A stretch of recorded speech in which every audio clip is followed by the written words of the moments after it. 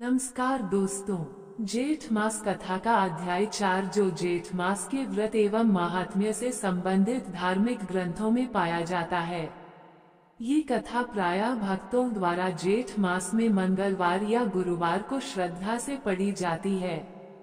जेठ मास कथा अध्याय 4 धर्म की विजय। एक समय नगर में एक ब्राह्मण परिवार रहता था। वह ब्राह्मण अत्यंत धार्मिक, तपस्वी और सत्यनिष्ठ था।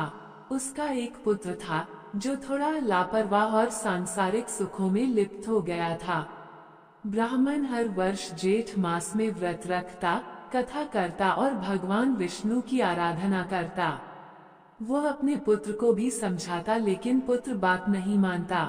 एक दिन ब्राह्मण ने कहा, बेटा, जेठ मास का व्रत रखने से पाप नष्ट होते हैं और पुण्य की प्राप्ति होती है। यह महीना गर्म अवश्य होता है, परंतु तभी तो धर्म का मार्ग है।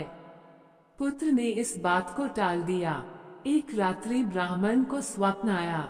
भगवान विष्णु ने कहा, हे भक्त, तुम्हारा पुत्र यदि जेठ मास का व्रत नहीं करेगा तो भवसागर में डूब जाएगा। ब्राह्मण ने जागकर पुत्र से फिर आग्रह किया। इस बार पुत्र ने निश्चय किया कि वह व्रत करेगा। उसने पूरे जेठ मास मंगलवार को व्रत किया, पंखा, जल और छाया का दान किया, कथा सुनी और दूसरों को भी सुनाई।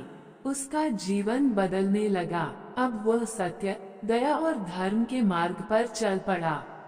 कहते हैं कि उस पुत्र ने बाद में एक धर्मशाला बनवाई, जहां हर वर्ष जेठ मास में कथा, भजन और अन्नदान होता था। भगवान विष्णु ने प्रसन्न होकर उसे साक्षात दर्शन दिए और वरदान दिया, जो भी श्रद्धा से जेठ मास की कथा सुनेगा और व्रत करेगा, उसे विष्णुलोक की प्राप्ति होगी। दोस्तों, वीडियो लाइक, शेयर, सब्सक्राइब करें।